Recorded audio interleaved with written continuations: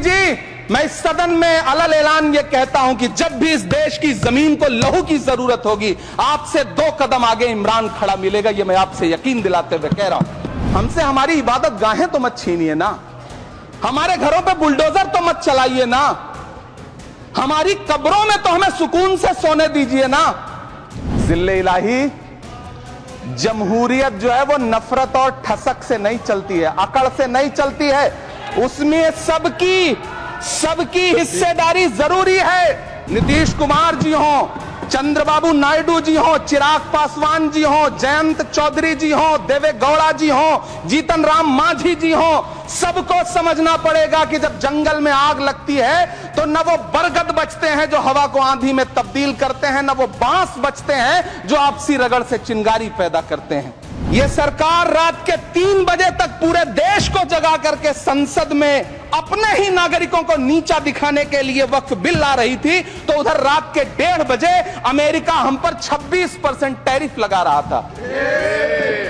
कि चिरागों के सफर में दबदबा हो आंधियों का, तो फिर अंजाम जुल्मत के सिवा कुछ भी नहीं होगा। ये दुनिया नफरतों के आखिरी स्टेज पर है, इलाज इसका मोहब्बत के सिवा कुछ भी नहीं होगा। धन्यवाद सभापति महोदय। हम ही को कातिल कहेगी दुनिया, हमारा ही कत्लेआम होगा। हम ही कुएं खोदते फिरेंगे, हम ही पे पानी हराम होगा।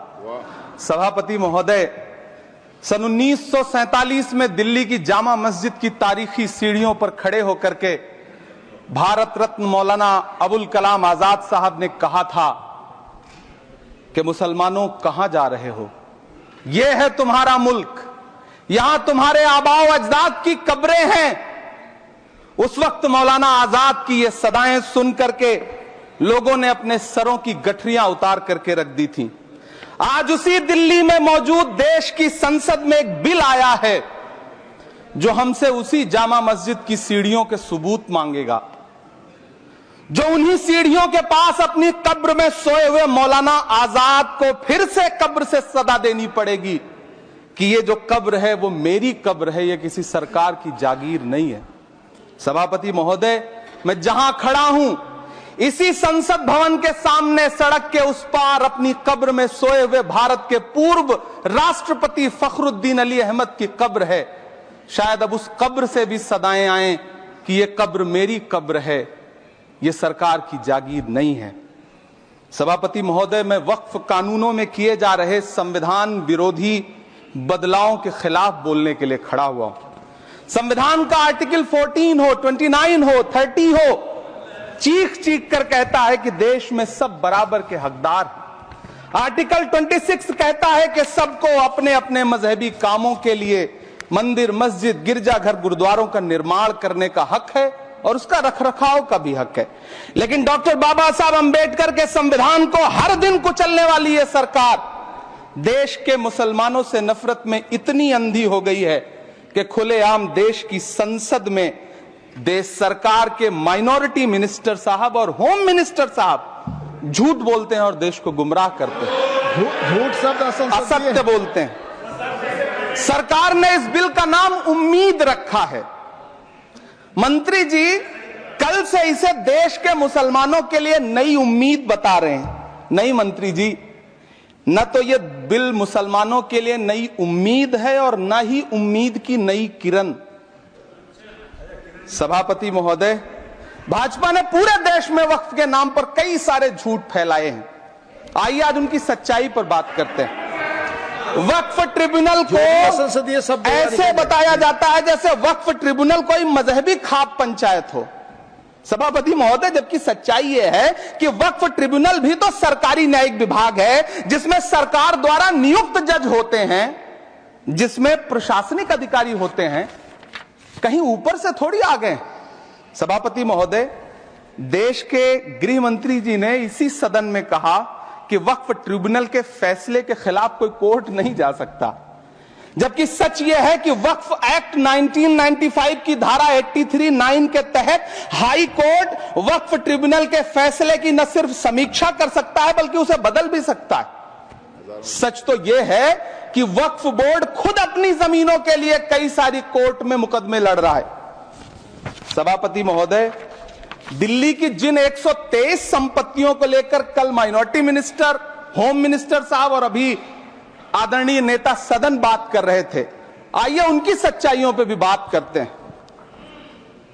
1911 में जब अंग्रेजी हुकूमत ने कोलकाता के बजाय दिल्ली को राजधानी बनाने का फैसला किया, तो रायसीना हिल्स के चारों तरफ जो मुसलमानों की ढेर सारी जमीनें थी उनको एक्वायर किया गया और लुटियन को इसकी तामीर की जिम्मेदारी सौंपी गई। सेंट्रल विस्टा की तरह लुटियन जोन का मेगा प्लान तैयार हुआ, लेकिन उस वक्त के मुसलमानों ने उस वक्त की अंग्रेजी हुकूमत से अपनी इबादत गाहों को बचाने के लिए लड़ाई लड़ी। मामला ब्रिटिश गवर्नमेंट तक पहुंचा। तब यह तय हुआ कि वो जो धार्मिक स्थल हैं उन्हें जस का तस रहने दिया जाएगा। इंडिया गेट के बगल वाली मस्जिद हो, जाप्तागंज, सुनहरी बाग मस्जिद हो, पार्लियामेंट रोड वाली मस्जिद हो, ऐसी 123 संपत्तियों के मैनेजमेंट के लिए 1913 में मुसलमान वक्फ वैलिडेशन एक्ट बना और उसके बाद एक नया शहर बसाया गया जिसे लुटियंस जोन का नाम दिया गया। फिर 1943-45 के बीच एक और समझौता हुआ आजादी से पहले। उसके तहत काफी सारी वक्फ जायदादों को सुन्नी मजलिस औकाफ बनाकर उसके अंडर किया गया ताकि उसकी देखरेख की जा सके। गृह मंत्री जी 2 दिन से सदन में जो बात कह रहे हैं वो दरअसल 123 संपत्तियां उसी सुन्नी मजलिस औकाफ के तहत आती। सभापति महोदय, आजाद भारत आजाद हुआ। आजादी के बाद भारत में 1954 में वक्फ एक्ट लागू हुआ, जिसकी धारा 9 के तहत 1964 में केंद्रीय वक्फ काउंसिल का गठन हुआ। दिल्ली की वही 123 प्रॉपर्टीज को 1970 में सर्वे गजट करके गजट नोटिफाई किया गया।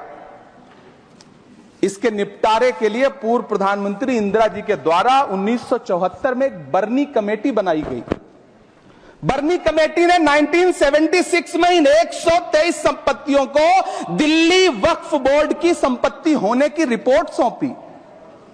उस रिपोर्ट के आधार पर 1984 में कांग्रेस सरकार ने उन 123 प्रॉपर्टीज को दिल्ली वक्फ बोर्ड को सौंपने का फैसला किया, जिसके खिलाफ विश्व हिंदू परिषद कोर्ट गई।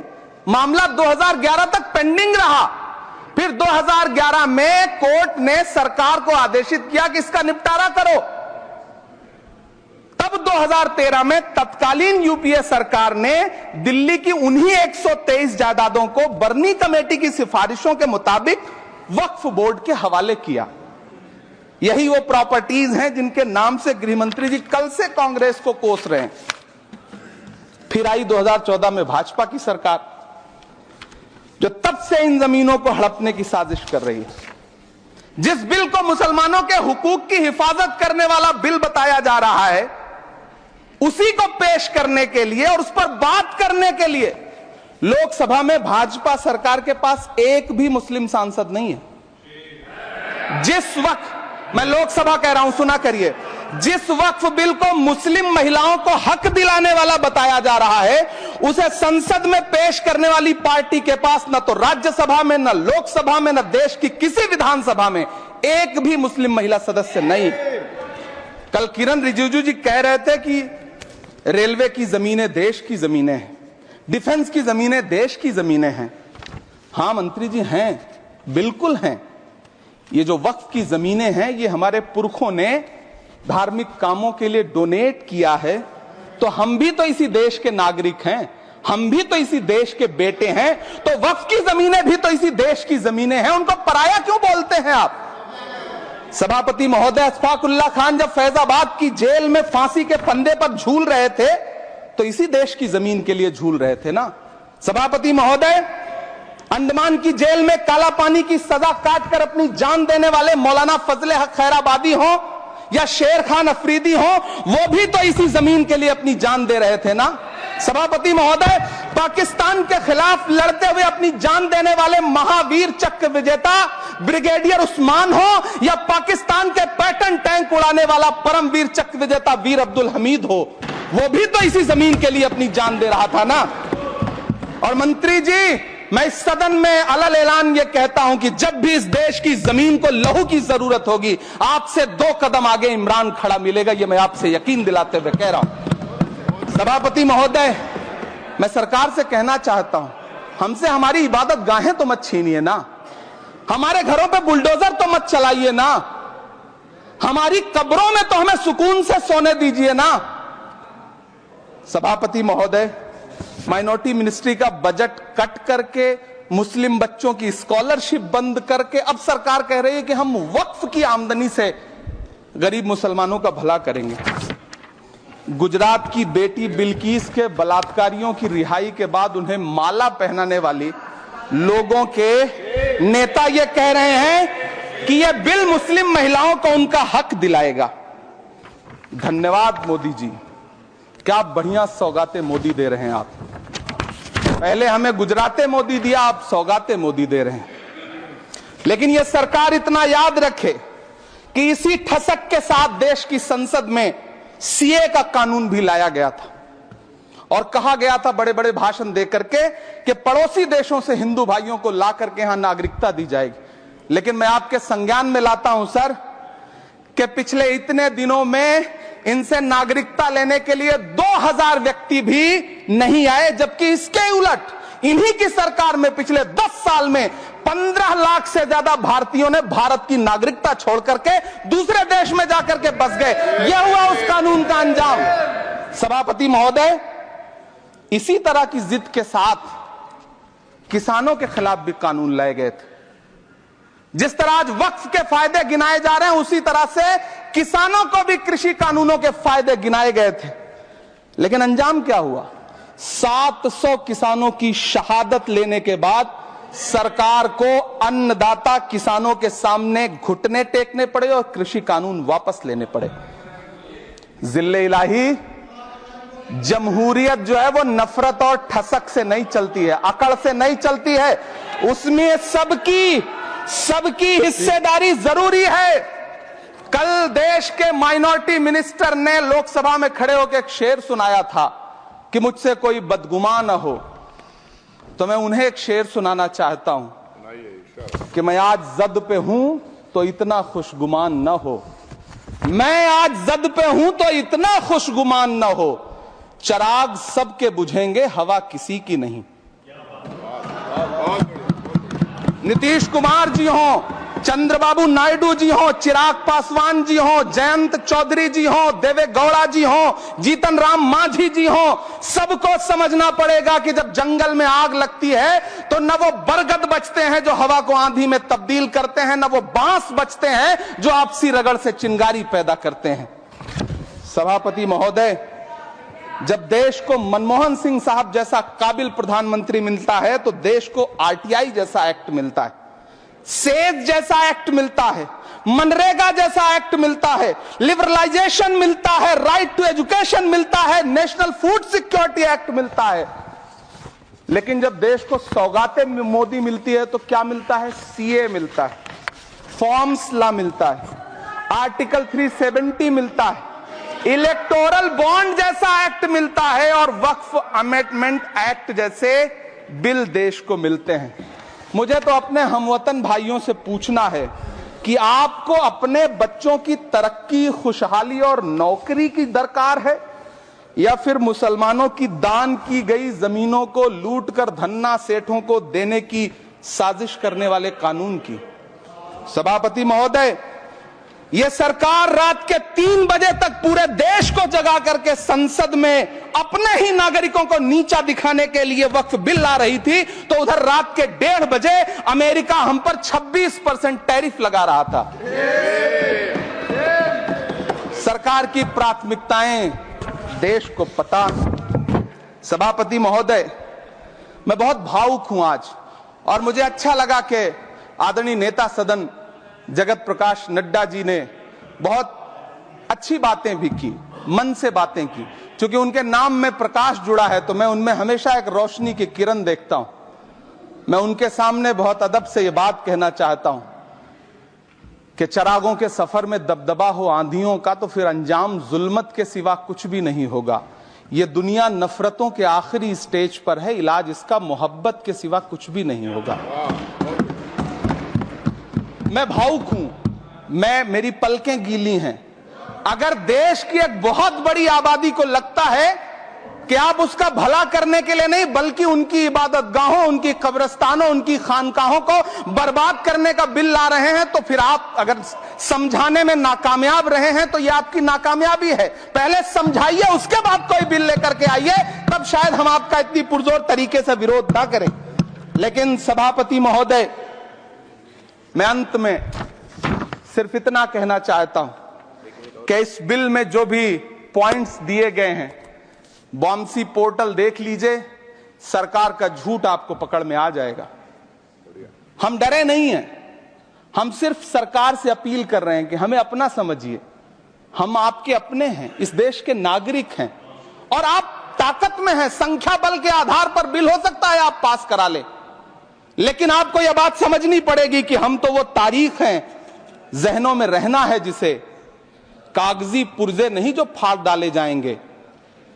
जिस जमीन पर मैं खड़ा हूं ये मेरी पहचान है। आप आंधी हैं तो क्या मुझको उड़ा ले जाएंगे? आपको यह बात समझनी पड़ेगी। आपको अगर इतना विपक्ष की तरफ से पहले जेपीसी में इतने सारे पॉइंट्स आए और उसके बाद कल से लोकसभा में और राज्यसभा में सुझाव आप सुनने को तैयार नहीं है, लोगों की शंका को दूर करने के बारे में आप बिल्कुल सोच नहीं रहे, बस आप कह रहे हैं यह बिल उम्मीद की नई किरण है। नहीं साहब, इसे भले किरण जी लेके आए हैं, लेकिन ये उम्मीद की नहीं बल्कि नाउम्मीदी की किरण है। और इस देश की एक बहुत बड़ी आबादी इस बात से खदशे में है, शक में है कि आप सीधे उनकी जमीनों को लूट करके धन्ना सेठों को बेचना चाहते हैं। मेरी अब भी आपसे अपील है कि इस बिल को वापस लीजिए। यह बिल कहीं से आपके अपने नागरिकों के लिए अच्छा नहीं है। यह बिल सिर्फ इस देश के मुसलमानों को नीचा दिखाने का और अपने एक ऐसे मतदाता वर्ग को खुश करने का बिल है जिनको इस बिल के पास हो जाने से कुछ मिलेगा भी नहीं। लेकिन आप एक नैरेटिव देना चाहते हैं, एक मैसेज देना चाहते हैं। मेरी आपसे अपील है कि कृपया ये जो सबका साथ सबका विकास का नारा है, इस नारे को रत्ती भर तो चरित्रार्थ कर दीजिए। बहुत बहुत धन्यवाद।